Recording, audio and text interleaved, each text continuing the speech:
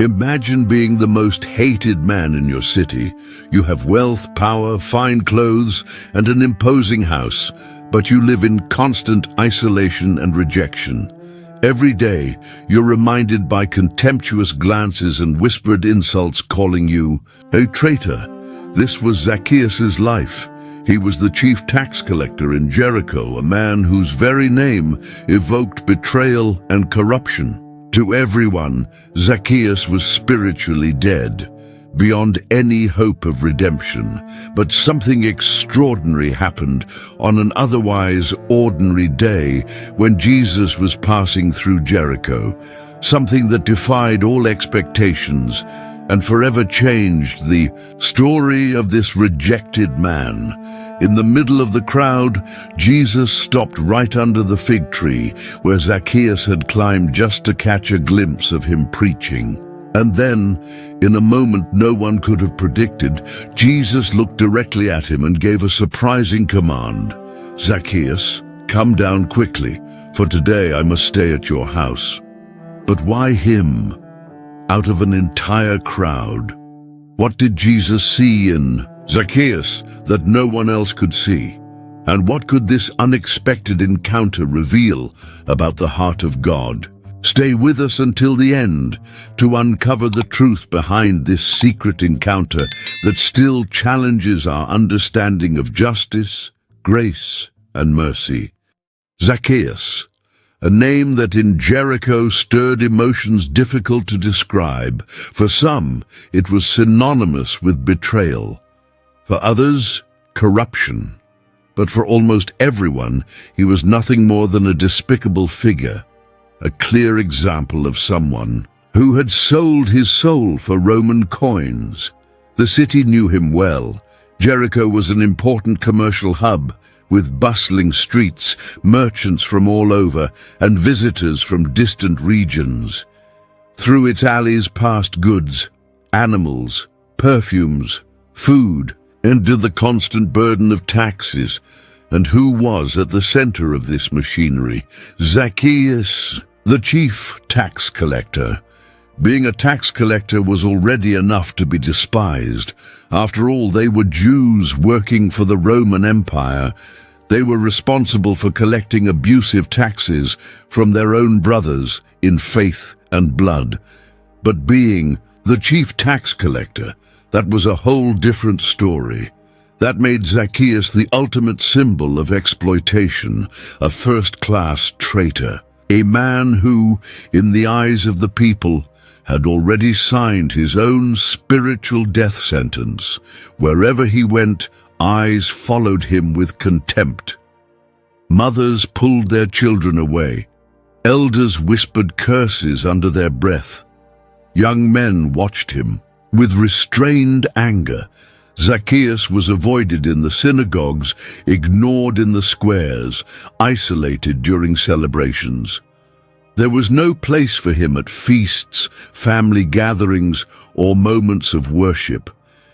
His presence was a constant reminder of everything that was wrong in Israel: Roman domination, social injustice, moral corruption. Ironically, he was a man of wealth. His clothes were among the finest, his sandals made from imported leather, his house one of the largest in Jericho. While many struggled to put bread on the table, Zacchaeus accumulated gold coins, and for many, that only fueled their hatred towards him. The image was clear, a man who grew rich at the expense of others' suffering. Inside, however, the reality was quite different. The walls of his house might have been covered with expensive tapestries, but his heart was empty. The nights were long, meals were silent, the rooms cold. There were no true friends, only flatterers, false allies, and other men just as rejected as he was. Zacchaeus tried to fill this void with whatever he could. He bought more, invested more, renovated his house, acquired new goods, but no matter how much his possessions grew, the hole inside him only deepened. There were nights when he wondered if it was all worth it, if all that gold could really buy him any form of respect. And deep down, he knew the answer. It couldn't. Memories from his childhood haunted him too. Once he had been just an ordinary Jewish boy running through the streets of Jericho, dreaming of an honorable future. Perhaps he had dreamed of becoming a rabbi or a respected leader in the community. But the paths he chose, or that life imposed on him, led him elsewhere, to a path of isolation and rejection.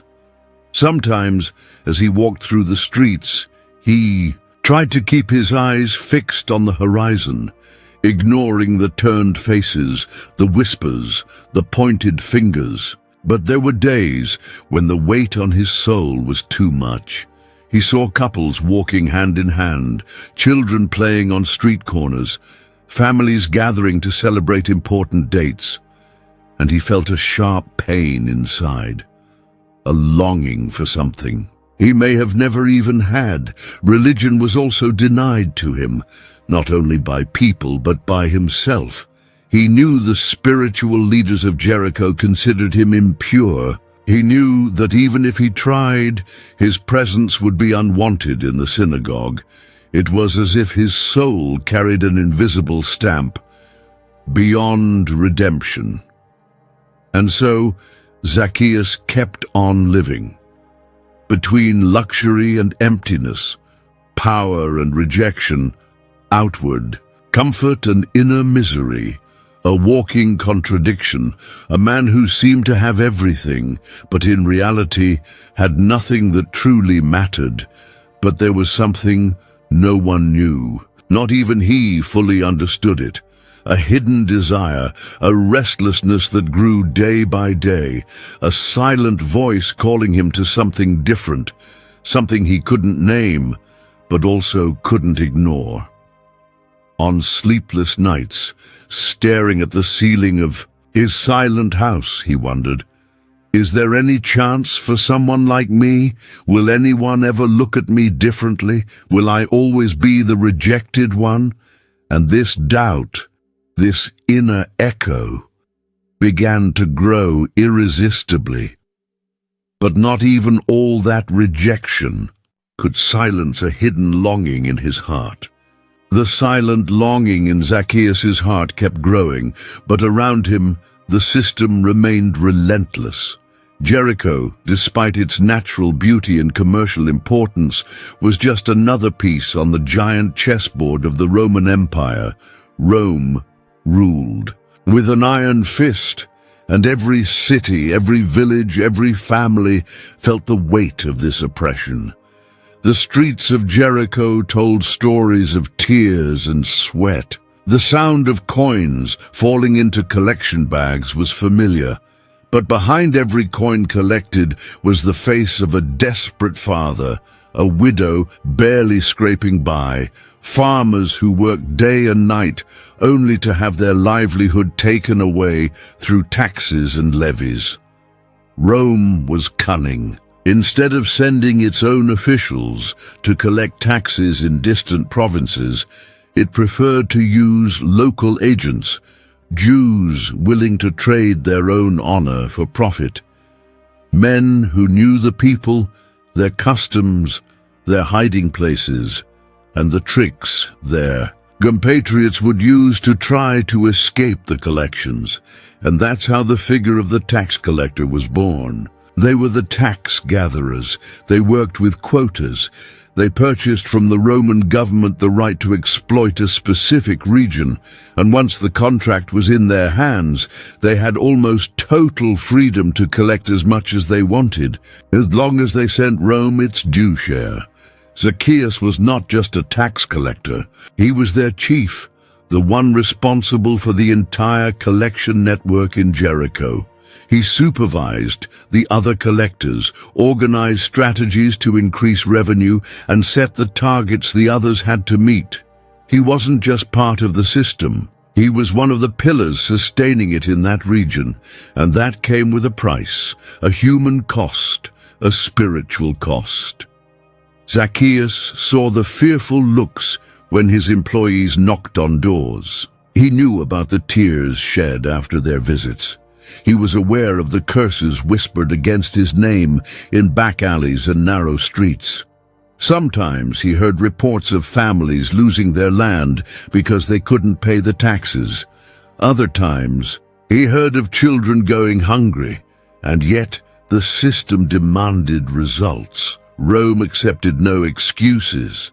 There was also the scorn from religious leaders. For the Pharisees and scribes, tax collectors were public sinners, impure. There was no place for them in the synagogues. No sacrifice could ever make them clean. They were seen as traitors, not just politically, but spiritually. People who had turned their backs on God.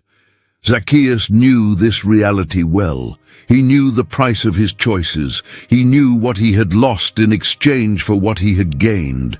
But in the beginning, he had convinced himself that it was all worth it. After all, who didn't want financial security? Who didn't crave stability in such an uncertain world? Who didn't seek respect through power? For a long time, these were the justifications he repeated to himself like a mantra. However, as the years passed, the weight of conscience grew. With every new coin counted, a new doubt arose. With every new possession acquired, a new restlessness haunted him. What once seemed like success now started to taste bitter. It was like drinking salt water. The more he tried to quench his thirst for satisfaction, the thirstier he became. The system he was part of was a machine that crushed lives, destroyed dreams, and fed only those at the top. And he, as high as he stood, felt his soul falling deeper every day. Zacchaeus knew that in society's eyes he had won, but inside he felt like the greatest of losers. The wealth he had accumulated, the properties he had bought, the luxurious clothes, none of it filled the growing hole inside him, like an open wound. The cries of injustice from the people of Jericho echoed in his mind, as if they were tattooed on his conscience. And paradoxically, the richer he became, the more he realized the poverty of his own spirit. The system had placed him in a position of power, but it had deprived him of something far more valuable: peace of mind, dignity before his people, and above all, the hope of redemption. He looked at the other tax collectors with contempt. He knew they were as corrupt as he was, maybe even worse. But in moments of silence, in the middle of the night, he knew that his own corruption was the one that condemned him the most. While counting coins on the table in his living room, while signing documents that decreed the misery of entire families, Zacchaeus sometimes let his gaze wander beyond the curtains of his house, as if searching out there for some kind of answer. There were nights when he walked alone through the halls of his house and asked himself, how did I get here? When did I lose what really mattered? Each day, his soul sank a little more, and the higher he climbed financially, the deeper he fell spiritually. The gold coins gleamed under the lamplight that night. The stone walls of Zacchaeus' house reflected the golden glow, as if they were silent witnesses to his financial ascent. Persian rugs covered the cold floor, linen curtains shielded the rooms from the desert dust, and the shelves displayed imported silver jars and goblets. To any visitor, Zacchaeus' house was a symbol of success. But to the homeowner, that place was an empty palace. Zacchaeus walked from room to room, running his fingers over valuable objects, trying in vain to find satisfaction in the cold texture of metals and precious stones. His table was always full, with delicacies brought from distant lands, aged wines, exotic fruits, expensive spices. Everything money could buy he had, but the essential was missing. Every night, as he lay on fine linen sheets, insomnia was his faithful companion. Physical comfort couldn't calm the turmoil of his soul.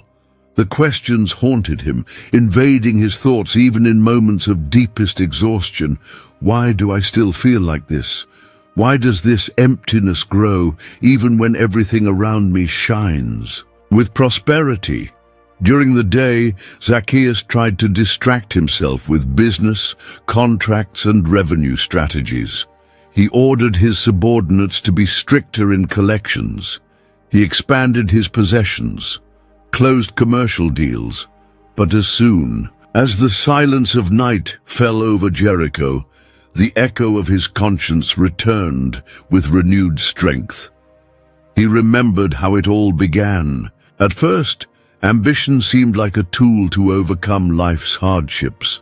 A young Jewish man, rejected by the religious leaders, with few opportunities in society, who found in tax collection a way to prosper. In the beginning, his moral values still tried to speak, but over time, the sound of coins drowned out the voice of ethics. First came small concessions, then harsher decisions, until, without realizing it, he was completely immersed in a system that fed his wealth at the expense of others' misery. No matter how much he tried to justify himself, people's eyes always reminded him, "You are a traitor." And worse still, he began to believe it. There were nights when Zacchaeus looked out the window of his house, watching the humble families of Jericho gathered around small fires. They had no luxury, no gold, but they seemed to have what he lacked: belonging, community, faith. How many times had Zacchaeus envied those simple moments? How many times had he wished to sit with someone and have an honest conversation, without hidden agendas, without fear of judgment? But he knew no one would open their door to him. No one would invite him in. His wealth had built high walls around him, and now he was a prisoner of what he had built. The cold nights felt even sharper inside his loneliness. The candles burned down to the end, lighting only the emptiness. And while gold piled up in chests and wooden boxes, the weight of sorrow accumulated in his heart. Looking at his collection of valuable objects, Zacchaeus sometimes wondered, how many of these coins would it take to buy a little peace? What would I give for one peaceful night's sleep, without guilt haunting me? The household servants, though obedient, were distant. Their words were mechanical, their expressions empty. There was respect, yes, but no affection. And Zacchaeus felt every drop of that coldness. The life he had built had become a golden prison. Over time, he began going out less. He avoided crossing paths with neighbors, avoided the squares, avoided the markets. He knew that wherever he went, there would always be a reproachful look, a cruel whisper, a child pulled away by a mother to avoid his presence. And it was in this state of anguish that some rumors began to reach him. Muted voices around the city spoke of a different kind of man, someone called Jesus of Nazareth, a teacher walking through villages and towns, preaching about love, mercy, and redemption. Zacchaeus overheard fragments of conversations among his servants. Some said Jesus had healed the blind, others claimed he had made the paralyzed walk. There were even those who swore they had witnessed the deliverance of the demon-possessed. But what caught Zacchaeus' attention most was the fact that this man, this Jesus, did not shy away from the marginalized. On the contrary, he walked among them, he touched them, spoke with them, sat at the table with sinners, with tax collectors. One night, as he rested his tired eyes against the back of a chair, Zacchaeus overheard two of his servants whispering that Jesus was on his way to Jericho. And at that very moment, something stirred inside him. It was as if a forgotten flame, almost extinguished by the winds of time, began to rekindle. The name Jesus kept echoing in Zacchaeus' mind, like a silent invitation, like a distant promise, a remote possibility of something he still couldn't define. The emptiness was still there. The sadness, the guilt, the loneliness, all remained. But now, something new mixed with those feelings, hope, until finally, he started to hear more rumors about a man called Jesus. Before we continue, we kindly ask for your support. Subscribe to our channel and leave a like to help us bring stories like Zacchaeus, stories of hope and restoration, to more hearts longing for a second chance. Now, let's continue this journey of rediscovering grace. The rumors continued to spread through Jericho with surprising speed. Every street corner, every market, every small gathering seemed to have only one topic: Jesus was on his way. For some, it was an opportunity to witness a miracle. For others, the curiosity of seeing up close the one who challenged the Pharisees and spoke with authority about the scriptures. Many simply wanted to see the face of the man who, according to reports, was restoring hope to broken people. And for Zacchaeus, it stirred something inside him that he himself couldn't name. At first, when he heard the name Jesus, he thought it was just another wandering preacher, like so many others who appeared from time to time promising change and spreading empty speeches. But as the days went by, as the stories became more frequent and the reports more astonishing, Zacchaeus began to feel a kind of restlessness he hadn't known for a long time. It was a mixture of curiosity and longing, an anxiety that settled deep in his chest, growing with every new account. That morning, when he woke up, the air felt different. The streets of Jericho were busier than usual. Merchants hurriedly prepared their stalls, children ran back and forth, and the elders positioned themselves at the corners with watchful eyes, as if awaiting a royal parade. Zacchaeus watched it all from the window of his house. The unusual movement tightened his stomach. He wondered with a strange sense of hope if perhaps this Jesus would pass right in front of his street. He imagined what he might look like, what his voice would sound like, how his gaze would feel. He knew something inside was stirring him, an inner calling. It was as if his heart beat to a different rhythm, faster, restless. During breakfast, he couldn't eat. The aroma of dates, freshly baked bread and wine seemed tasteless. The servants noticed his distant gaze but, as usual, avoided any comment. The master of the house did not like unnecessary conversations, but Zacchaeus could barely contain himself. Suddenly, with no logical explanation, he felt compelled to leave. He walked through the house, grabbed his simplest cloak — he didn't want to draw attention at that moment — and stepped out onto the streets. As soon as his feet touched the stone sidewalk, he was met by the commotion. People of all ages and social classes hurried to find a good spot along the road where Jesus would pass. Some carried children on their shoulders, others held palm branches. There were the sick, the elderly, mothers with babies in their arms, all with a spark of expectation in their eyes. Zacchaeus' heart began to beat even faster. He walked with short steps, trying to blend into the crowd. But it wasn't easy. His figure was too well known in Jericho. Even in more discreet clothing, people recognized him. Whispers began to arise around him. Look, the traitor, the chief tax collector. What's he doing here? Is he here to collect taxes even from Jesus? The comments cut like invisible knives. But for the first time in a long while, Zacchaeus didn't care. There was a greater desire moving him now, something that surpassed shame, fear, and pride. He needed to see Jesus. He needed at least once to look into the eyes of the man everyone said was different. Maybe, just maybe, he would see Zacchaeus differently. Maybe. But there was a problem that became more and more obvious. The crowd. The more people gathered along the roadside, the less space there was. Zacchaeus, being short in stature, could barely see beyond the backs and heads of those in front of him. He tried squeezing between shoulders, but was pushed back. Tried to look over someone, but his height made it impossible. And even if there had been space, who would make way for him? No one.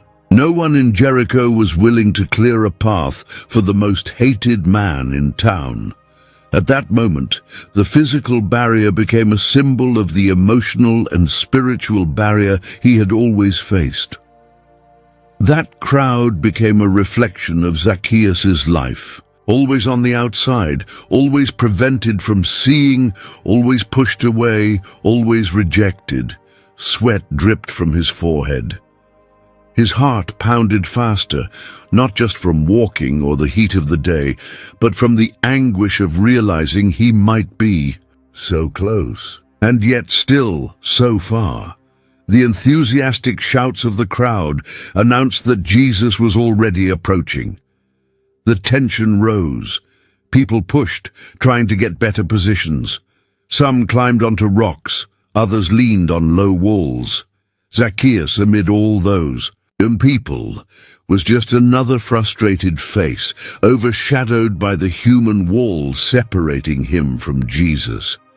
But he knew he couldn't give up. Not now. As he looked around, his gaze searching for a solution, his heart seemed to scream inside his chest.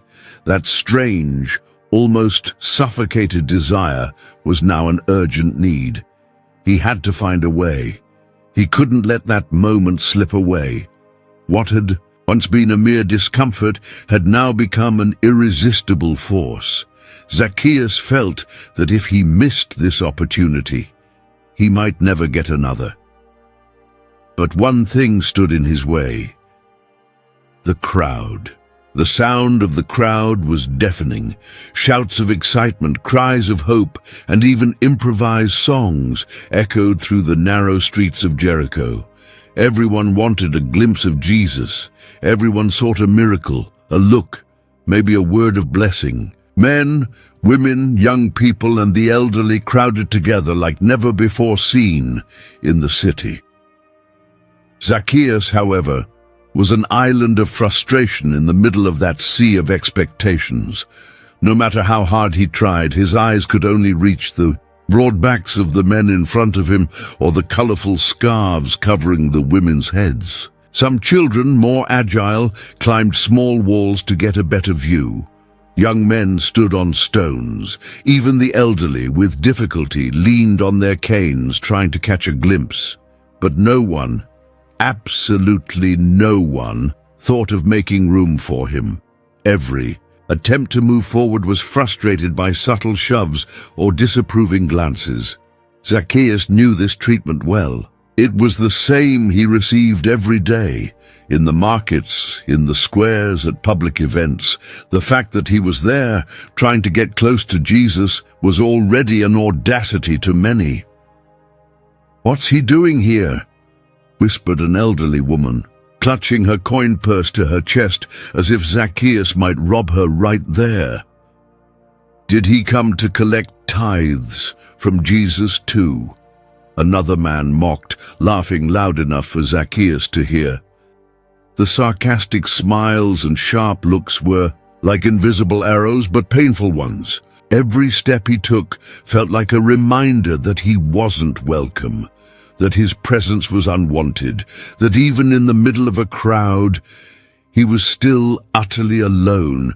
And what bothered him the most was realizing that behind all that apparent faith, the people around him still carried the same old hatred for him. Zacchaeus tried standing on tiptoes, but it was useless. His small body was a physical obstacle, but he knew it was just a reflection of his spiritual condition.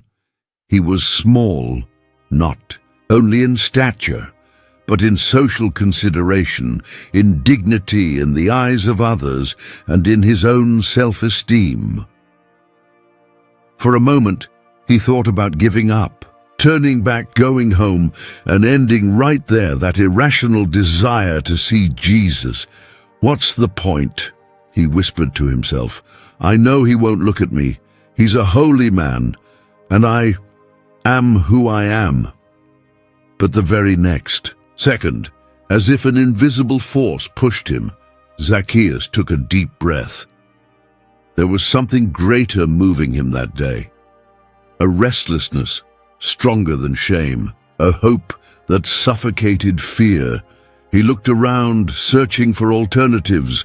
The crowd, denser by the minute, blocked any passage. People stacked themselves on sidewalks, leaned against the walls of houses, occupied the steps of doorways. There was no path, no gap, not a single soul willing to make way for the most hated man in Jericho. His gaze then scanned the sides of the street, as if seeking an escape. That's when he saw it, a few meters ahead, a sycamore fig tree. Its sturdy branches stretched in various directions. It was an old tree, but a strong one, with a thick trunk and wide leaves. Zacchaeus knew that tree well. He had passed by it many times on his way home or during his tax rounds, but until that moment, he had never looked at it the way he was, looking now as an opportunity. An unexpected, almost absurd idea began to form in his mind. Climb that fig tree. Him? A man of position, a chief tax collector. Risk such exposure, literally place himself above the crowd like a child or a servant. But the desire to see Jesus was stronger than any embarrassment. "If no one is going to make way for me, then I'll make my own way," he murmured, with a determination that even surprised himself. While the people remained focused on the road, waiting for the master's arrival, Zacchaeus began to move along the sides, slipping around the crowd with quick, discreet steps. Sweat dripped from his forehead. His heart pounded like he was about to commit a crime, but he couldn't turn back now. Every step brought him closer to the tree. Dust rose under his sandals. His feet stumbled over loose stones, but he didn't stop. Finally, upon reaching the base of the fig tree, he took a deep breath. He looked at the branches, evaluated the best foothold, and without hesitation began to climb. The first steps were firm. His hands gripped the branches tightly. With each meter conquered, a mixture of shame and courage filled him. He imagined the crowd laughing if they saw him like this, a man his age, with his reputation, hanging from a tree like a desperate, curious child. But none of that mattered anymore. He needed to see Jesus, and the higher he climbed, the faster his heart raced. The city seemed to shrink below his feet, and with each branch he reached a new perspective opened up. From up there, he could finally have a clear view of the road, the crowd, and if God allowed, of Jesus himself. Reaching one of the strongest branches, Zacchaeus positioned himself so he could get a good view of the path where the master would pass. His chest heaved, his breathing was heavy, but his gaze was fixed. And at that moment, for the first time in many years, he didn't feel powerless. He had done something to break through the barriers that surrounded him, something unexpected, something unthinkable for a man like him. Now, all that remained was to wait. The crowd remained in an uproar. The shouts of expectation grew louder. People began to point towards the horizon. Jesus was coming, so he decided to do something unthinkable for a man like him. The sycamore fig tree swayed gently under the touch of the warm morning wind in Jericho.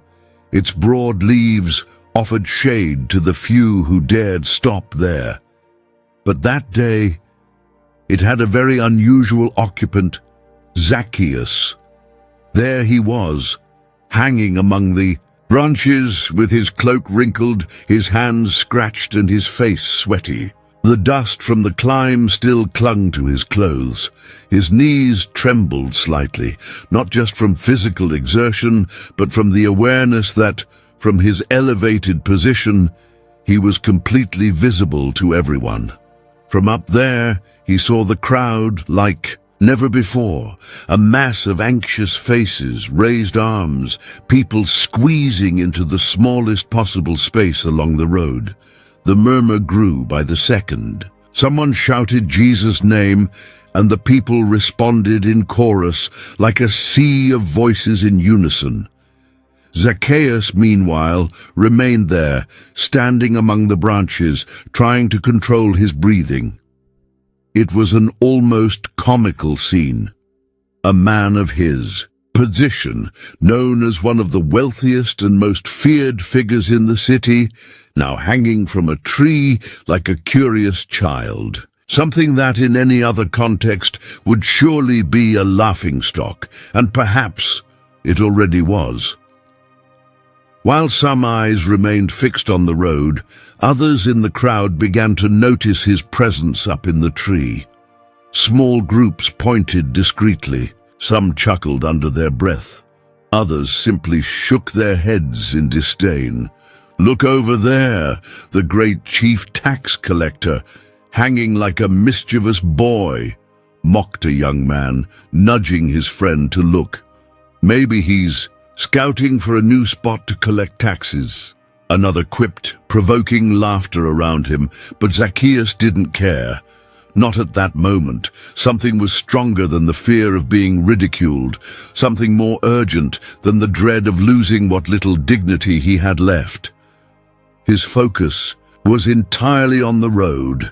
With each passing second, the commotion intensified. Dust began to rise on the horizon, signaling that the procession was approaching. People along the street craned their necks, raised their arms, pushed against each. Zacchaeus fixed his eyes on that point, searching for any sign of unusual movement, any figure standing out in the midst of the crowd. And then, amid the confusion of voices and bodies, he saw him. In the distance, walking with a serenity that contrasted with the surrounding uproar. And came Jesus. He wasn't the tallest in the group. He didn't have the pompous bearing of a ruler. But there was something about his presence, something that made everyone else around seem overshadowed. A silent magnetism, a kind of authority that needed no shouts or grand gestures to be perceived. Zacchaeus' eyes were locked on him. His heart pounded so hard it felt like it might leap from his chest. His hands trembled on the branches of the fig tree. Sweat trickled down his forehead. It was as if, at that instant, time had slowed, and everything else faded into insignificance. He observed Jesus' every step, every glance he cast toward the crowd, every smile, every wave. And as the master drew closer, Zacchaeus felt that this was his only chance. Maybe Jesus would pass by without even noticing him. Maybe he would look only at those beside him, at the sick, at the poor, at everyone but him. Yet even so, he had to try. He had to see. He had to look at the man who, according to many, saw beyond appearances, beyond sins, beyond social masks. For a moment, Zacchaeus closed his eyes and took a deep breath. He felt the warmth of the sun on his face, the smell of the fig tree's leaves. He heard the sounds of the crowd, now even louder. It was as if all his senses were heightened. From up high, he became a spectator of his own story, an exposed man, vulnerable, who, without realizing it, was more visible than ever. The paradox was clear. For years, Zacchaeus had done everything not to be seen beyond his role as chief tax collector. He had hidden behind titles, expensive clothes, power, and invisible walls. But now, there he was, hanging from a tree, in full view of all Jericho. There was no hiding anymore. His decision to climb that branch was not just physical. It was symbolic, an act of exposure, of surrender, of silent confession. Deep inside, he knew that day his life was about to change, even without knowing how, even without understanding what would come next. Something told him that this effort would not be in vain. He kept his eyes open, alert, as if trying to capture every detail of that moment. The noise of the crowd, the familiar faces below, the dust in the air, the wind in the leaves, and above, all the figure of Jesus drawing closer. Zacchaeus adjusted himself on the branch, seeking a firmer position. His heart beat so strongly it seemed to echo in his ears, and without him realizing, at that exact moment, other eyes began to fix on him. Little did he know that he was not the only one watching. The sound of Jesus' footsteps on Jericho's dusty ground was almost inaudible amidst the murmur of the crowd. People around him stirred, called out, stretched out their hands, each carrying their own longing, healing, a word of hope, a touch, a miracle. Zacchaeus, clinging to the branches of the fig tree, watched with wide eyes. He could see Jesus more closely now. He noticed details he had only imagined before. The simple features of his face, the serenity in his expression, the firmness of each step. There was a quiet authority in that figure, a presence that made the turmoil of the crowd seem distant, secondary. Jesus advanced slowly, attentive to those around him. He paused to touch a child, smiled at an elderly man, exchanged words with a woman who offered him a jar of water. The master walked with a gaze that seemed to pierce through bodies, seeing souls. Zacchaeus leaned in a little more, his eyes fixed. A mixture of anxiety and hope grew within him. His heart beat faster, as if each beat were a silent plea. See me, just one look, just one look. And then it happened. When Jesus was right beneath the fig tree, in the middle of the confusion of voices, shoves, and expectations, he stopped, simply stopped. It was as if time had frozen for a moment. Conversations ceased. The murmur quieted. A sudden silence fell over that part of the street, as if the very air had been suspended. Everyone nearby turned their eyes toward him, waiting for the reason behind such an unexpected pause. Some thought Jesus would speak to a child standing beside him. Others imagined he might perform a miracle right there. But no one was prepared for what happened next. Jesus slowly and deliberately lifted his eyes. His gaze, which had been moving among the needy around him, now fixed on a single point, high up in the fig tree, and to everyone's astonishment, there, among the branches and leaves, was Zacchaeus. A brief murmur rose from the crowd. Heads turned upward, people pointed discreetly. Ironic smiles appeared on the faces of those who knew Zacchaeus' reputation. After all, what a scene that was!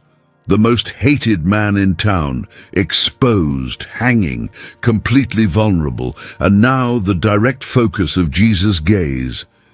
But Christ's eyes showed no contempt, no irony, no condemnation.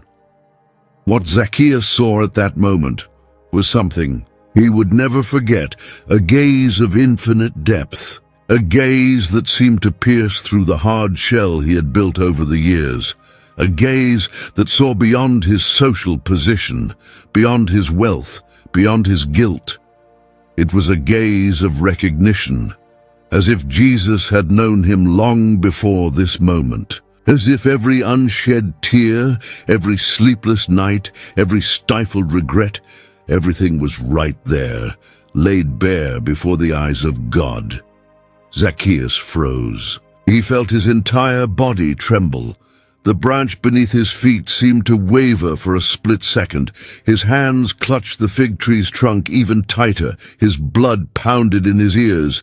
He was there, seen, exposed, without masks, without excuses. For a moment, the whole world seemed to disappear.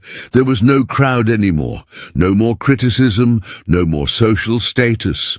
Only that gaze that strangely and comfortingly said, "I see you." Zacchaeus didn't know what to expect. His mind raced in every direction. Would Jesus condemn him? Call out his sins in public? Make him an example of shame for all Jericho? Tension was palpable. The crowd held its breath. Some whispered among themselves, "Is he going to tell him to come down? He's definitely going to rebuke him. Maybe he'll expel him from here." But Jesus remained there, looking at him, with a calmness that seemed to carry centuries of mercy. There was no rush in his gaze, only truth. Zacchaeus felt his eyes fill with tears. Never in his entire life had anyone looked at him like that, without hatred, without ulterior motives, without bargains, just looking, seeing who he really was. His heart was about to explode. His throat tightened, barely letting him breathe. And then Jesus opened his mouth. The first words were about to be spoken, and what he did next changed everything. The silence still hovered over that part of the street in Jericho. Jesus, standing at the foot of the fig tree, kept his eyes fixed on Zacchaeus. Time seemed suspended, as if everyone there awaited the Master's next breath, the next word, the next gesture. Zacchaeus, clinging to the branch, had his heart racing. Sweat ran down his forehead. His hands trembled. Never in all his years had he felt anything like this. It was as if he stood naked before everyone, but at the same time embraced by that gaze that pierced right through him. And then Jesus' voice echoed, "Zacchaeus." The sound of his own name coming from Jesus' mouth hit him like an explosion in his mind. A shock, a calling that pierced through every layer of guilt and shame. For a brief second, Zacchaeus wondered, how does he know my name? He wasn't a man loved by the city. No one called him that with tenderness. His name was almost always spoken with accusation, with disgust, with cursing. Often, people didn't even say his name. They preferred to refer to him as that tax collector or the traitor. But Jesus called him with disarming naturalness, like a friend calling another, like someone who had known him for a long time. Zacchaeus' eyes filled with tears instantly. The sound of his name, so familiar and yet so new, seemed to restore something deep inside him. But Jesus didn't stop there. His voice, clear, firm, and full of gentle authority, continued, "Come down quickly." The crowd around held their breath. Some opened their eyes wide in astonishment. Others furrowed their brows, trying to understand if they had heard it right. "Come down Quickly, Zacchaeus could barely process the words. His body reacted before his mind could comprehend. The impulse to obey was stronger than any shame or embarrassment. There was an urgency in that command that allowed no hesitation. But Jesus had more to say. "For today I must stay at your house." The impact of those words was like thunder breaking the silence. It was inconceivable. Mouths in the crowd opened in shock. Hands covered mouths. Disbelieving glances crossed from one person to another. Within seconds, the murmuring resumed. Now, in a scandalized tone, "What? At Zacchaeus' house? How could it be? He's going to stay in the house of a sinner." The whispers quickly turned into audible murmurs. Indignation swept over the people like a rising wave. Faces that had been turned toward Jesus now turned toward each other, exchanging expressions of disbelief. It was as if the ground had opened up beneath Jericho. Zacchaeus, still up in the tree, could hardly believe what he was hearing. His legs trembled more than ever. Tears now streamed uncontrollably. His heart pounded wildly. His mind spun in circles. Jesus hadn't just called him, hadn't just seen him, he had chosen him, publicly declared his intention to stay in his house, the house of the man everyone despised, the house of the rejected sinner. Zacchaeus felt a flood of emotions. Deep gratitude, disbelief, fear, joy, all at once. And amid it all, one certainty grew inside him. Something supernatural was happening. As he climbed down from the fig tree, the branches scratching his legs, his clothes becoming even more disheveled, he could think of nothing but those words. "Today, at your house." Every step downward felt like a silent farewell to the life he had lived until that moment. The crowd, now in absolute shock, watched his every move with wide eyes. Some snorted in anger. Others shook their heads in disapproval. Others simply remained silent, confused and offended. How could the Master, the long-awaited Messiah, choose that man to enter his house? The scandal of grace was beginning to unfold, breaking every social and religious expectation of that people. The crowd twisted with indignation. The scandal of grace had begun. Zacchaeus could barely feel the branches beneath his feet. His descent from the fig tree was quick, almost clumsy, but he didn't care. His clothes, already dusty and wrinkled, now caught on the branches, leaving marks on his skin. Sweat streamed down his forehead, mixing with the tears that refused to stop falling. The invitation, or rather the command of Jesus, still echoed in his ears. "Come down quickly, for today I must stay at your house." It was as if those words had broken a dam inside him. All the shame, all the resistance, all the fear, everything was crushed by the force of that calling. There was no more room for hesitation. He came down without thinking, without measuring the consequences, without considering what others were saying. His body reacted before his mind could even organize his thoughts. As his feet touched the ground, Zacchaeus felt his knees buckle slightly, as if the weight of years of guilt and isolation had finally manifested physically. But with an almost childlike effort, he stood up. He lifted his eyes and looked straight at Jesus for the first time in a long time. Perhaps for the first time in his entire adult life, he smiled genuinely, a broad smile, a mix of relief, surprise, and joy. The Master was there, close, so close that he could hear Jesus breathing, see the light in his eyes, feel the real presence of the one so many said was the Son of God.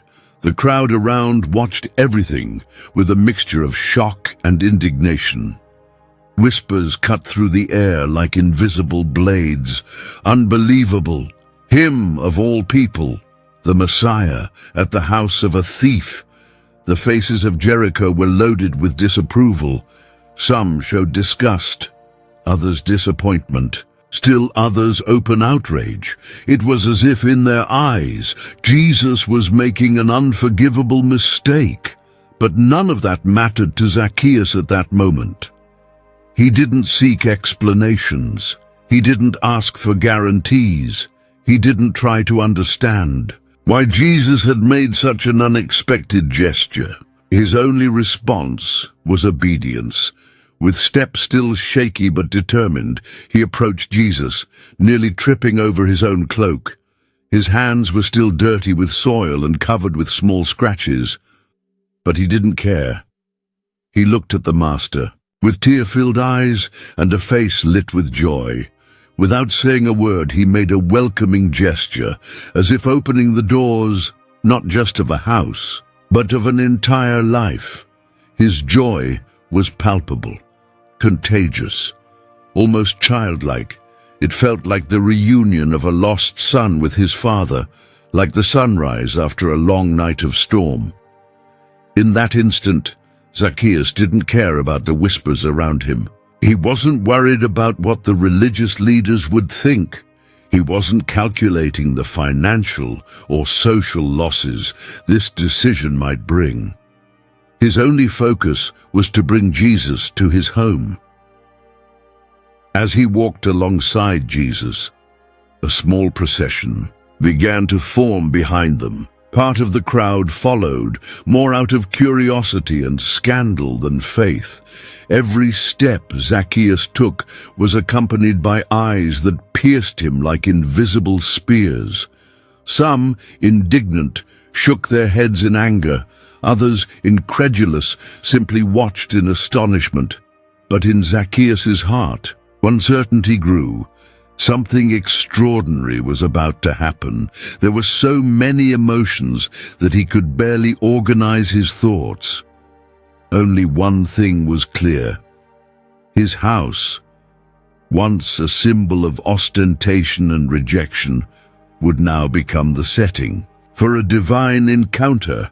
Upon reaching the door, Zacchaeus opened his arms, inviting Jesus in. Inside, the servants stood stunned. None of them understood what was happening. They had never seen their master like this, with a glow in his eyes, with a humble posture, with an air of peace they had never witnessed in him before. But as the scene unfolded outside, the crowd kept stirring. The conversations grew. In tone and volume, indignation spread like fire on dry straw. "He's lodging in the house of a sinner," someone shouted. "Unacceptable," another replied. "And what about us, the righteous, the law-keepers, and he chooses the most unworthy?" The religious leaders from a distance watched with stern faces. It was as if Jesus' gesture was a direct affront to the established moral order. While the scandal of grace began to take shape outside, inside Zacchaeus' house, a silent miracle began to sprout.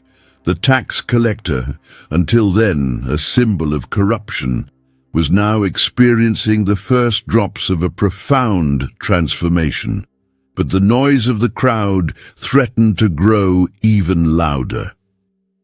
The murmurs, once just whispers of scandal, began to take the form of open accusations, voices united in a chorus of discontent. The commotion spread across all of Jericho. Zacchaeus could hear through the walls of his house the harsh words, the veiled insults, the indignant questions, and for a brief moment he wondered, will this joy I feel survive all this? Will what started here inside withstand the hatred out there?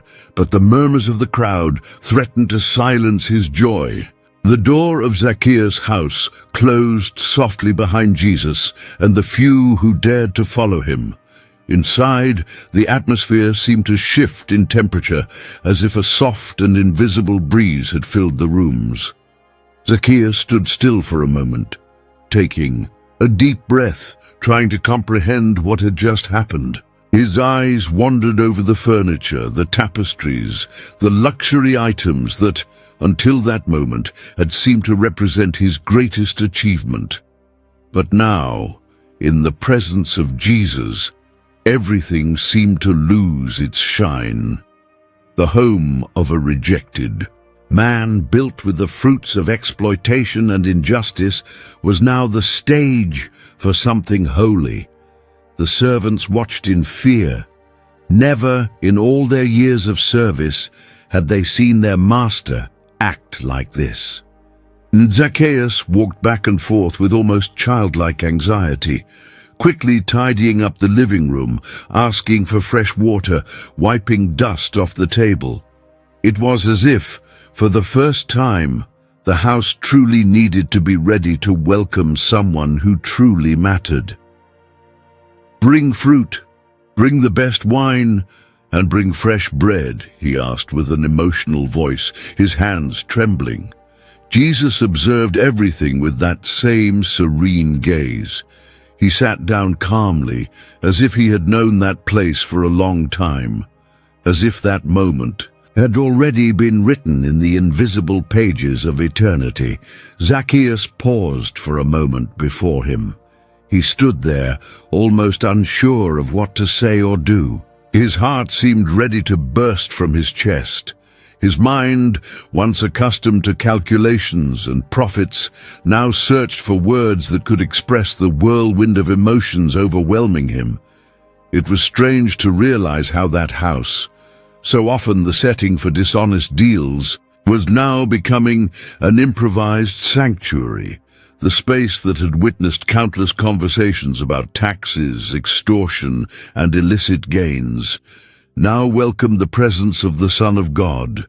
The walls that had heard the angry cries and despair of debtors now embraced words of grace and hope. As Zacchaeus moved around, preparing everything with the little time he had, the exchanged glances among the servants revealed disbelief. "Him here?" murmured one of the oldest maids, hiding behind the curtain, peeking out discreetly. Some of the tax collectors, friends and colleagues of Zacchaeus, had also been hastily informed. Curious, they approached, cautiously entering the house. The boldest leaned against the walls, watching from a distance. Others remained on the doorstep, afraid of being seen by the religious leaders who, undoubtedly, were still outside. Indignant. The crowd, in fact, had not dispersed. Outside, voices kept growing louder. People who had once rushed to witness miracles now murmured among themselves. Some wept in frustration, others stomped their feet in outrage. It was as if Jesus' choice had been a direct insult to their understanding of justice. "We, the faithful, left aside. He's lodging in the house of a sinner. Unacceptable." But inside the house, there was a peace that contrasted sharply with the turmoil outside. Zacchaeus, his eyes still filled with tears, approached Jesus carrying a jug of water to wash the master's hands. It wasn't a custom he had followed with devotion before, but at that moment it felt like the least he could do. As he offered the jug, his hands trembled so much that some water spilled onto the towel before Jesus even touched it. Jesus' gaze, however, remained kind. After washing his hands, Jesus accepted a piece of bread. That simple gesture had a profound impact on Zacchaeus. It was as if, by eating there, Jesus was declaring, "This place now is a place where I feel at home." Every detail of that scene seemed loaded with meaning that transcended the ordinary. Words were few, but the looks said much. Zacchaeus knelt there beside the table, not caring who saw him. His voice, choked with emotion, broke the silence. "Lord, thank you for coming, for looking at me, for calling me, for being here." Jesus only smiled, a small smile but full of grace. His presence filled the house like a gentle fragrance. The air felt lighter. Even the walls, once cold, seemed to warm with that visit. For a few moments, Zacchaeus forgot the furious faces. Outside, the judgments, the criticism. All that mattered was that presence, the certainty that God was there, in flesh and bone, inside his house, inside his story.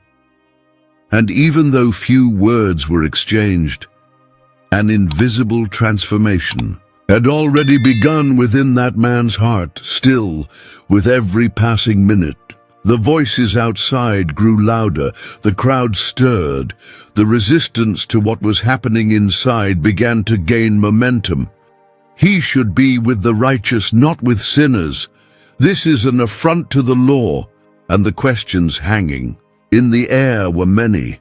How could Jesus choose someone like Zacchaeus?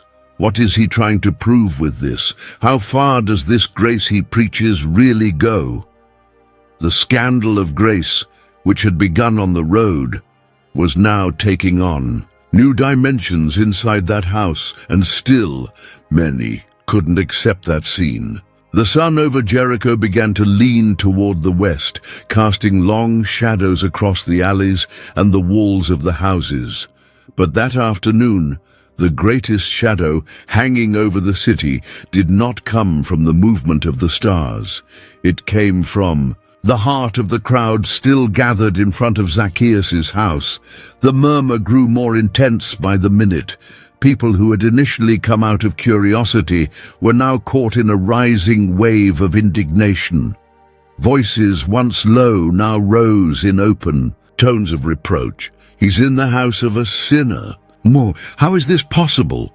The Messiah, the one who claims to represent God, lodging with a thief. This is a scandal, an affront to the holiness of the law. Those who had always seen themselves as the defenders of justice and morality were visibly disturbed. The Pharisees, with closed and rigid faces, whispered among themselves, gesturing with irritation. Some religious leaders, their robes impeccably clean, exchanged condemning glances. It was as if the very heavens were being insulted. In the minds of many there, the mere fact that Jesus had crossed the threshold of that house was enough reason to doubt his authority. After all, what kind of prophet would associate with a man like Zacchaeus? Meanwhile, inside the house, the atmosphere was entirely different. Jesus remained serene, as if all the noise outside was just a distant echo. He spoke with Zacchaeus with a tone of disarming naturalness. There was no sermon, no accusation, just presence, listening, looking. Grace was there, breathable, almost tangible, but the clash between the outside world and what was happening inside that house was inevitable. Outside, the crowd demanded action. Many expected Jesus to come out, apologize, and say that it had all been a misunderstanding. Others waited for Zacchaeus to be publicly humiliated, for Jesus to confront him, perhaps even expel him from his own house in the name of divine justice. But none of that happened. The silence of waiting only fed the anger. Some men began throwing small stones at the house's facade, not hard enough to break anything, but as a symbolic form of protest. Women murmured among themselves, casting disapproving looks.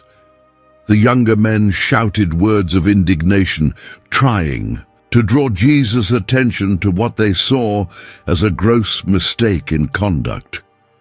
He should be with us, the righteous, the law-abiding. Why him? Why the worst of all of us? The question echoed from different mouths, but deep down they all shared the same outrage. Jesus' grace felt unjust, scandalously unjust. For a people used to measuring spirituality by merit, good works, and outward appearance, Jesus' gesture was a direct affront to the established religious system, and ironically, that day, Zacchaeus wasn't the main target of the harshest accusations. It was Christ himself. What had begun as murmuring now took the form of loud cries. "He's staying at the house of a sinner. How can he claim to be sent by God?" Jesus heard it all. He knew exactly what was going on in the hearts of those outside, but he remained where he was with unshakable peace. Inside the house, Zacchaeus, though aware of all the commotion, focused on only one thing: Jesus' presence. He felt a silent transformation happening within him. Something he couldn't name, but it was real, alive, pulsing. He heard the shouts through the walls, and curiously, instead of feeling shame, what grew in his heart was an irresistible desire to change, not out of fear nor out of religious obligation, but out of gratitude. Jesus' words, few but filled with grace, were shaking the deepest structures of Zacchaeus' soul. He looked around his own house. Every object suddenly seemed to carry a moral weight. The silver goblets, the imported rugs, the locked chests filled with gold coins. Everything now felt small, irrelevant, almost offensive. Zacchaeus closed his eyes, for a moment, took a deep breath. His heart burned. It was as if a flame had been lit inside him, and then he knew what he had to do.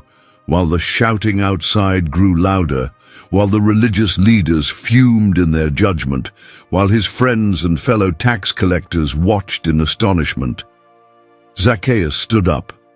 He walked to the center of the room, took one more deep breath, looked at Jesus, and with a firm voice, though slightly trembling with emotion, he spoke loudly enough for not only those inside to hear, but also for his words to cross the windows and reach the indignant ears. Outside, and while the people criticized, Zacchaeus was about to do something good, surprising.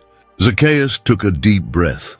His heart was still pounding in his chest. Every fiber of his being seemed to vibrate between the tension of the shouts outside and the welcoming silence inside his own house. He knew that this moment carried eternal weight. He knew he couldn't remain silent. With visible effort, he stood up from where he was. His legs still trembled slightly, but his decision was firmer than ever before. He looked at Jesus, and the Master's encouraging gaze was all he needed to take the next step. Zacchaeus pulled a chair to the center of the room, climbed onto it, as if that small gesture was a symbol that he wanted to be heard, not only by those inside the house, but by all of Jericho.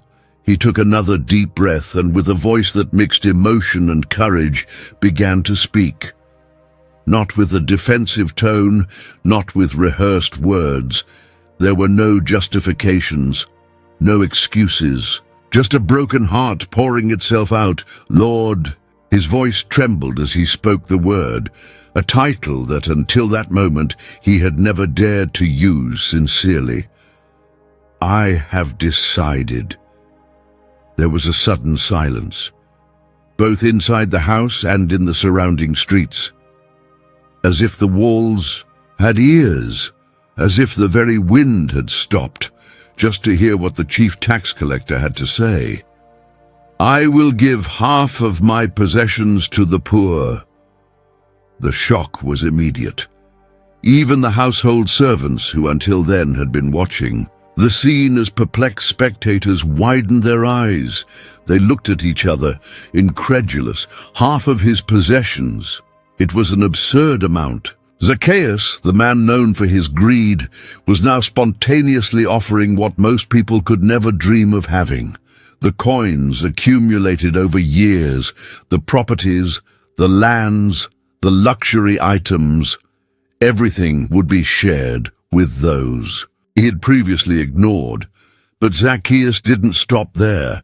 With a now firmer voice, as someone who knew exactly what he was doing, he continued, "And if I have extorted anything from anyone—" He paused briefly, took a deep breath, looked at the faces inside the room, and as if looking at all of Jericho at the same time, declared, "I will repay 4 times as much."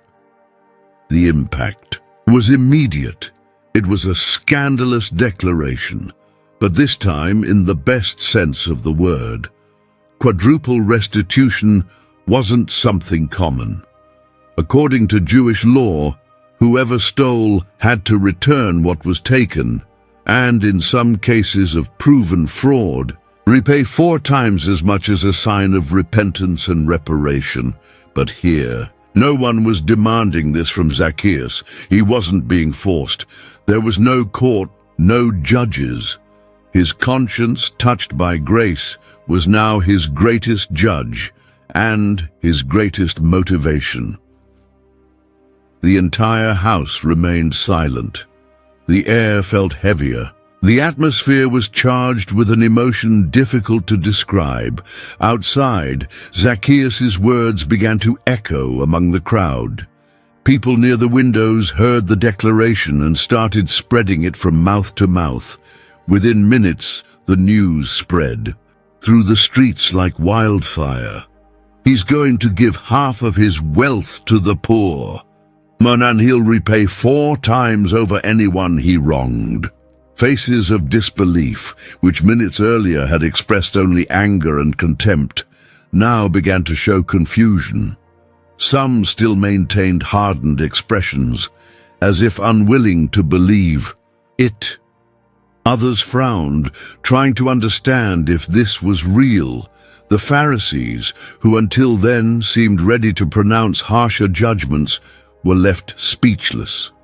The crowd, once united in condemnation, now divided between those who kept their hearts hardened and those who secretly began to admire the courage of that man.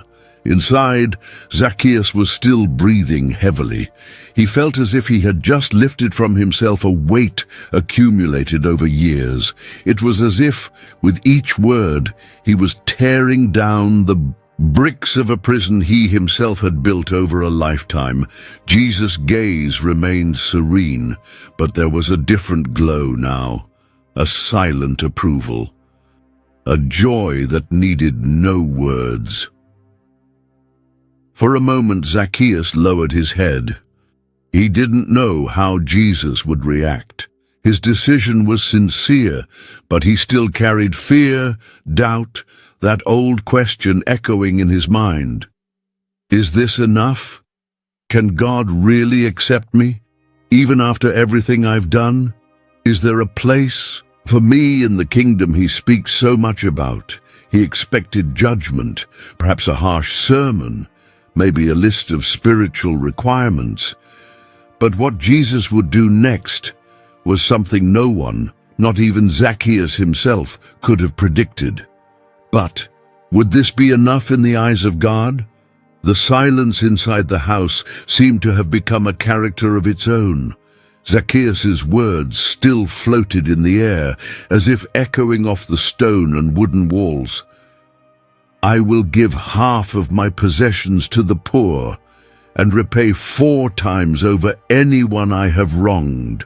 The room, which before had seemed wide and empty, was now thick with emotion, spiritual weight, and a dense atmosphere of transformation. The servants glanced at each other, still unsure how to react. Some covered their mouths with their hands. Others simply stood frozen, as if witnessing a silent miracle unfolding right before their eyes. Zacchaeus remained standing, his face flushed with emotion, his eyes still brimming with tears. His chest rose and fell with rapid breaths. It felt as though, with each second, the weight of years of guilt was being torn away, layer by layer. But at the same time, a new responsibility was being borne. The decision to make restitution wasn't just a verbal promise. It required action. It required sacrifice. It demanded revisiting the past, remembering each person he had wronged, every injustice committed, every pain caused. Zacchaeus already knew he would have to open the old records, recall forgotten names, and face again the faces he had so often seen merely as numbers in his tax ledgers.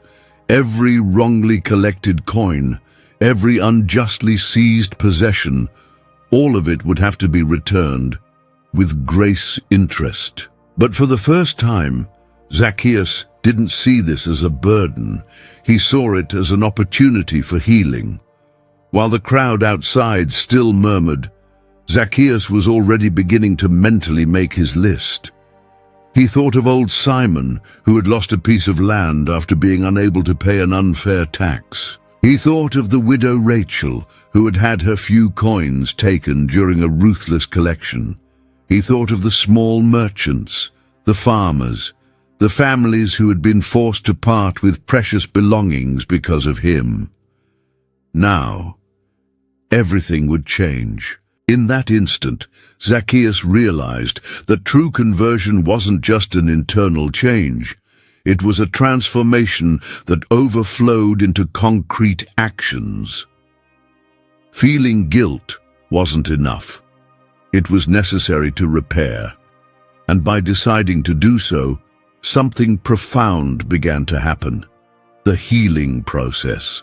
Not only for him, but also for all those who directly or indirectly had been wounded by his choices. Zacchaeus had no idea how he would be received when knocking on the doors of those he owed. He didn't know if he would hear insults, if doors would be slammed in his face, or if he would be confronted with tears of despair. But none of that scared him anymore. His motivation was not to please others, nor to earn a new social status. It was something greater, the need to do what was right, to demonstrate with real actions that the man he used to be was now left behind. While reflecting on all this, Zacchaeus approached one of the tables in the room, where he kept his account records. He ran his hand over the scrolls, as if already anticipating the long hours of work ahead. For a brief moment, he smiled, a light, sincere, almost relieved smile. Outside, the rumors were already running through the streets. He's going to give everything back, and double. No, 4 times over. Unbelievable. Is it really true? Some neighbors, hearing the news, came even closer to the house entrance, trying to confirm with their own ears. Others, more skeptical, crossed their arms and shook their heads. Let's see if he actually follows through. But inside the house, Zacchaeus no longer cared about public opinion. His decision was made. Meanwhile, Jesus remained seated, calm, watching every move. His gaze was one of deep approval, but also of expectation, as if he were waiting for the right moment to speak words that would be forever etched into that day. Jesus' eyes and Zacchaeus' eyes met. The chief tax collector, who until then had spoken to the crowd and to his servants, now turned exclusively toward the master. His eyes said everything his mouth couldn't express. Lord, I'm ready to change, but I need to hear from you. I need to know. Am I forgiven? The silence inside the house grew even deeper. Jesus' words were about to be spoken. The moment that everyone there, inside and outside the house, had been waiting for was finally approaching. And then Jesus speaks, and everyone listens. The air inside the house was thick with expectation. Every eye was fixed on Jesus. Zacchaeus' transformation had been so sudden and so radical that even the servants, accustomed to their master's whims and harsh commands, now looked at him. with a mixture of astonishment and respect. Outside, the crowd, who had moments ago expressed only contempt and disbelief, now instinctively awaited a response from Jesus. Everyone expected a verdict. Some hoped for a public rebuke, others were just curious, but all wanted to hear what the Master had to say about this unexpected spectacle of repentance. Jesus, for his part, remained silent for a brief moment. His gaze wandered around the room, then toward the open windows, where dozens of compressed faces strained to see what was happening inside. Then finally, with a calm voice, yet full of authority, he spoke. "Today, salvation has come to this house." The words left his mouth like a thunderclap of grace. They weren't shouted, there were no exaggerated gestures, but the spiritual weight of that announcement made the ground seem to tremble beneath everyone's feet. Upon hearing it, Zacchaeus felt his knees weaken.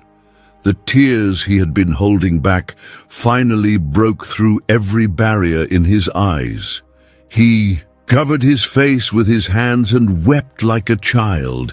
It wasn't tears of sadness, but tears of relief, of liberation, of a weight being torn from his soul.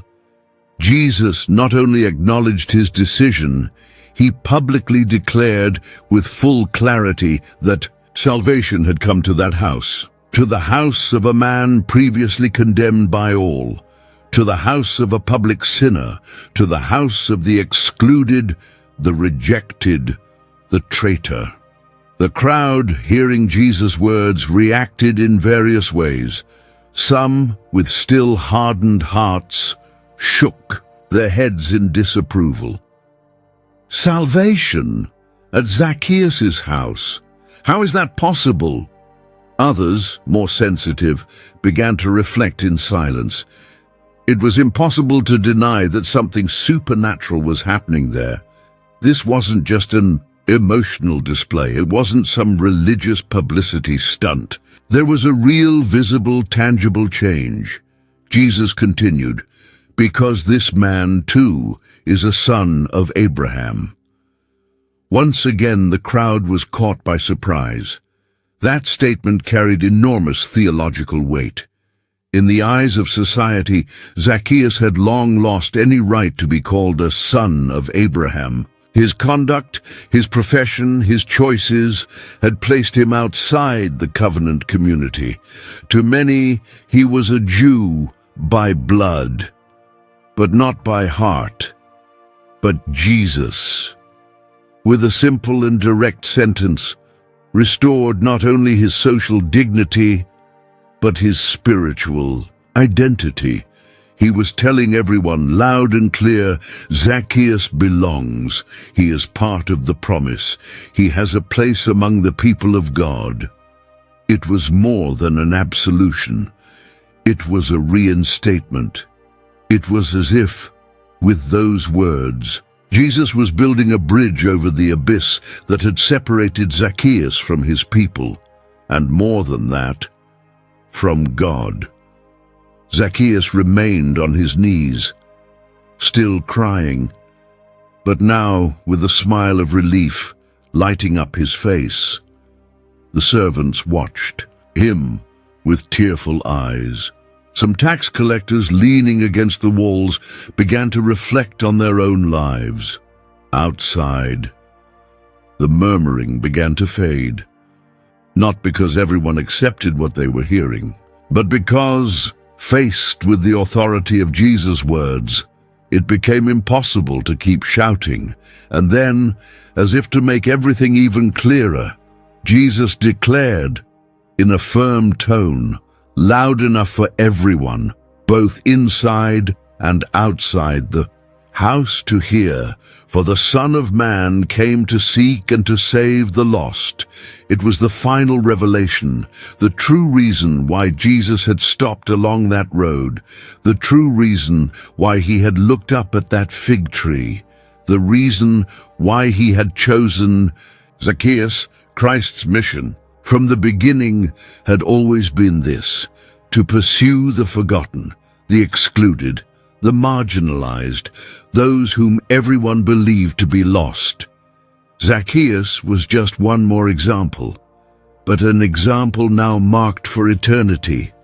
Jesus' words echoed throughout the city like a manifesto of grace, like a public declaration that no one, absolutely no one, was beyond the reach of God's love. Zacchaeus, who for years had been seen as Jericho's greatest sinner, was now publicly announced as the direct target of salvation. The crowd remained silent.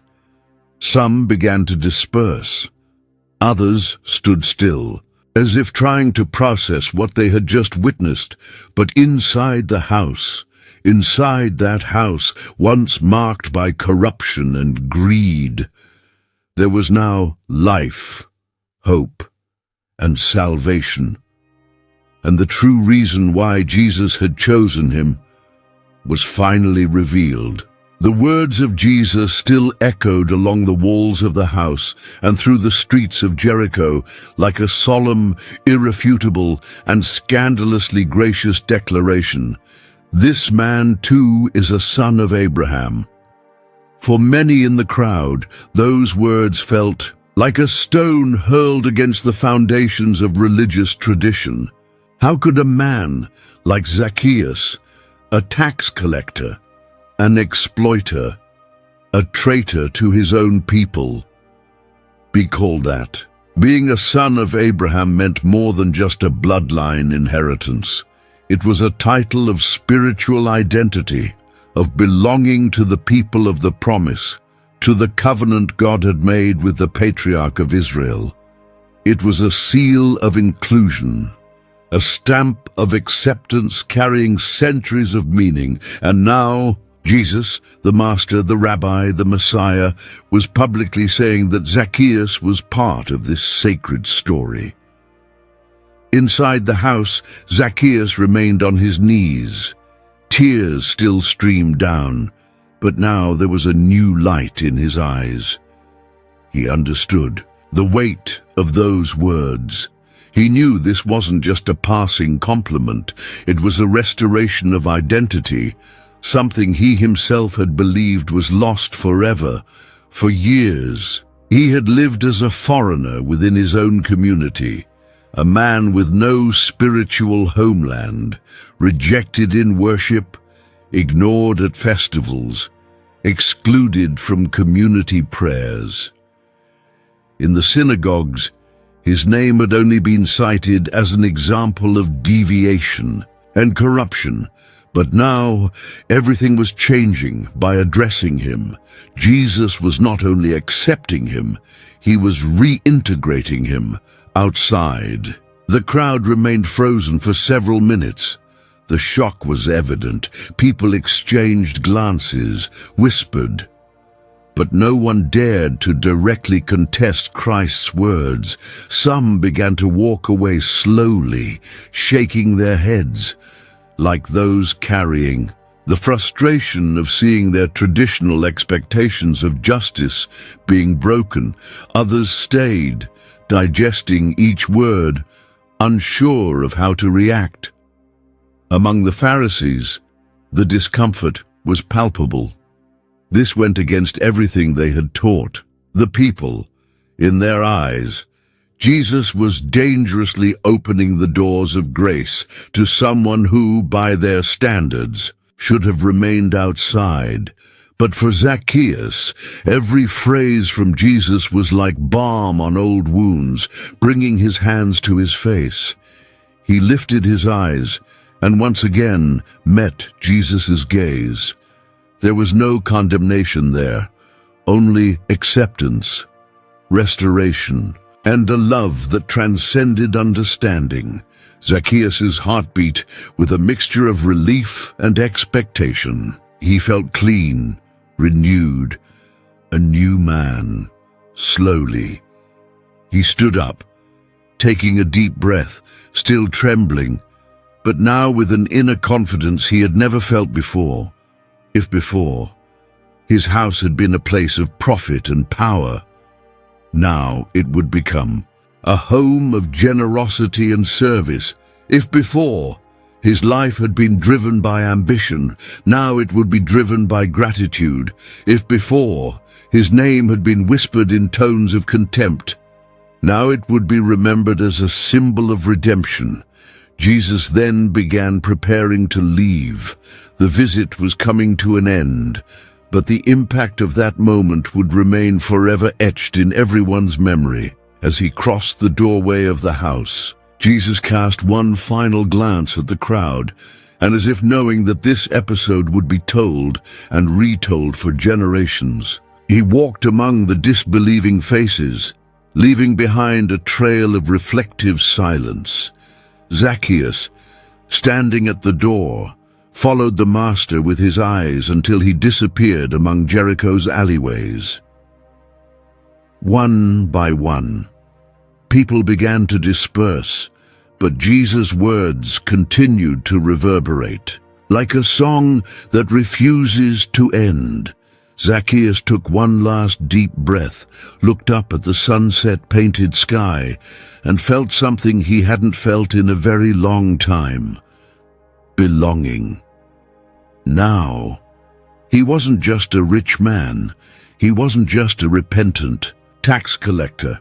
He wasn't just a forgiven sinner. He was a son of Abraham, and as he watched the last rays of sun disappearing on the horizon, Zacchaeus understood that his story of rejection and fall had, in truth, been the perfect backdrop for the greatest revelation of his life. That God's grace knows no limits, and no fall is too deep for God's hand to reach. But this story was never just about Zacchaeus. The dust of Jericho has long settled. The voices of the crowd have faded with time. The stones beneath the fig tree, the branches marked by Zacchaeus' hurried steps, remain there as silent witnesses of that unforgettable day. But even as the centuries pass, the story remains alive, because in truth it was never just the story of a man of small physical stature and great spiritual guilt. It was, and still is, the story of each one of us, today, here, now.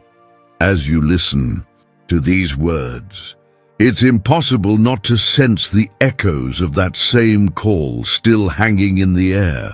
Perhaps you've never climbed a literal fig tree, but how many times in your life have you found yourself reaching for something, searching for an answer, for a look of acceptance, for a sign that redemption is still possible, even for you? How many times have you felt too small, too unworthy, too rejected? How many times have you carried old guilt, hiding behind social masks, professional status, or a rehearsed smile that conceals inner pain? Just like Zacchaeus, perhaps you've built walls around yourself. Walls of self-defense, walls of pride, walls made of justifications, but deep down, way deep down, there may still be a desire, a restlessness, a whisper from your soul saying, "Does he see me? Is there still hope for me?" The good news is, Jesus continues to do today exactly what he did that day in Jericho. He still looks up toward those who, in one way or another, are trying to catch a glimpse of him from afar. He still calls people by name. He still ignores the labels society puts on us. He still pushes through the crowds. And he still says, "Today, I want to stay at your house." The question that remains for each of us is, what is our fig tree? What is the obstacle we must overcome? Pride, shame, the fear of exposure, the doubt of whether we truly deserve that look of grace. Zacchaeus' story challenges us to make a choice. The first choice is the courage to expose ourselves, to seek, to climb our own personal fig tree, whatever it may be. The second is the willingness to come down quickly when we hear his voice, and the third, perhaps the hardest, is to surrender everything we are and have, to be transformed. The call that echoed in Jericho still resonates. It crosses the centuries. It breaks through the silence of our sleepless nights. It penetrates the walls of our emotional and spiritual defenses. Jesus still calls, still looks, still recognizes, still transforms, and most extraordinary of all, he still calls by name today, now, at this very moment. Maybe it's your name he's calling. The question is, are you willing to come down from your fig tree and welcome him into your house? May the story of Zacchaeus not remain just a distant memory, but become a personal invitation, because the scandal of grace continues, and it's reaching out to you, the end. If this story touched your heart, 2 more videos featuring other biblical characters who also experienced life-changing encounters with Jesus will now appear on your screen. Click to watch, subscribe to the channel, and leave your like. And may God speak to you, just as he spoke to Zacchaeus, even when everything seemed lost.